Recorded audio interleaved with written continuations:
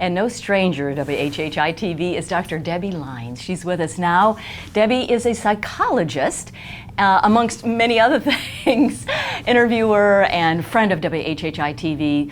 It's so good to have you with us. We're here to specifically talk, Dr. Lynes, about mental health and proper nutrition and how the two go together. So welcome, and let's begin with a little bit about your background in psychology. How about that? Well, that sounds great. I really appreciate being here. I actually came into psychology as an adult. I went back and got my master's and doctorate at about 40 years old. And I think there's a huge correlation between mental health and nutrition. I think anytime you deal with mental health, it's a holistic kind of thing. You talk about a whole person. And so very specifically, let's get down to details about nutrition. So you said that there's a correlation, there's a relationship. So is it specifically the food you eat or when you eat, or let's talk in detail. Here's how I really feel about it. The premise of my entire practice is based on mind, muscle, mouth. So it's how you work on your mindset, your mental health, muscle. It's all about movement, not necessarily exercise, but motion is lotion, so it's keeping active. And then the third component, what we're talking about today, is the mouth. I think everything is about fuel. It's about putting into your body what you want. I operate, to tell you the truth, on an 80-20 rule. 80% of the time, pay attention to what you're eating, and moderation is the key. 20% of the time, relax, enjoy yourself, and eat what you think tastes good and feels good. Because food is not just fuel, but an emotional experience too.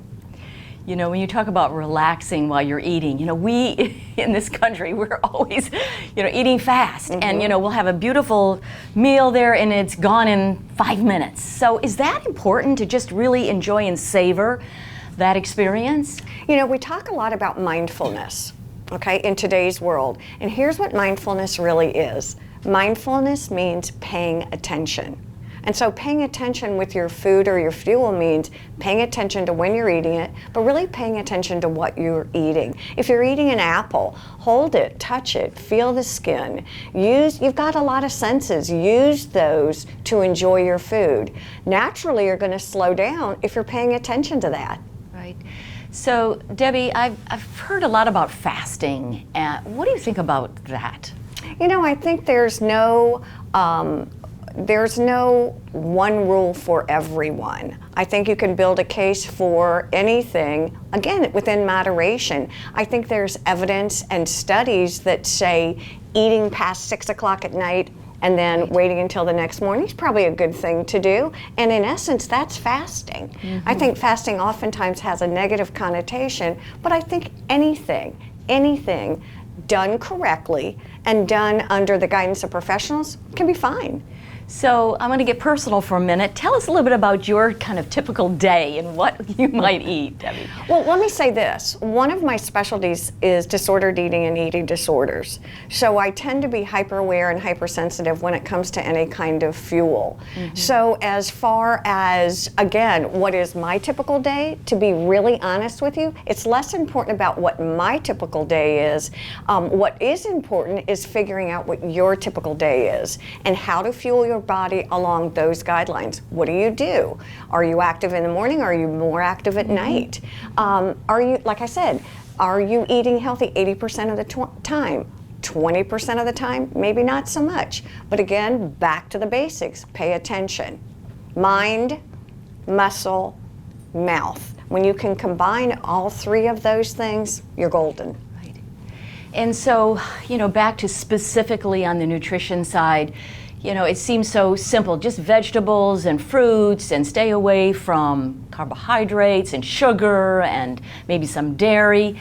So I guess what you're saying is it's really individualistic. Whatever works for you and whatever fuels your body, makes you feel good, is what you need to choose. Right? You know what's really interesting is nutrition and fueling your body is really biological. It's very evidence-based. It's, you know, we talk about lots of this and lots of that and do this and do that, but I think there is a way to fuel yourself. I will tell you that registered dietitians are probably your best friends. And they can help you put together a meal plan that works for you and your lifestyle. And I really recommend anyone who has a question to talk to a registered dietitian. They're amazing. Right. Thank you so much, Debi Lynes, with her own practice. Yes. And if we wanted to get in touch with you at your practice, Dr. Lynes, how do we do that? I tell you what, you can give me a call at 843-301-6147 or text me. I'm always available. And again, I'm a great resource if you have any questions. Thank you so much, Debi. And coming up, Justin Jarrett with Loco Sports. Stay tuned.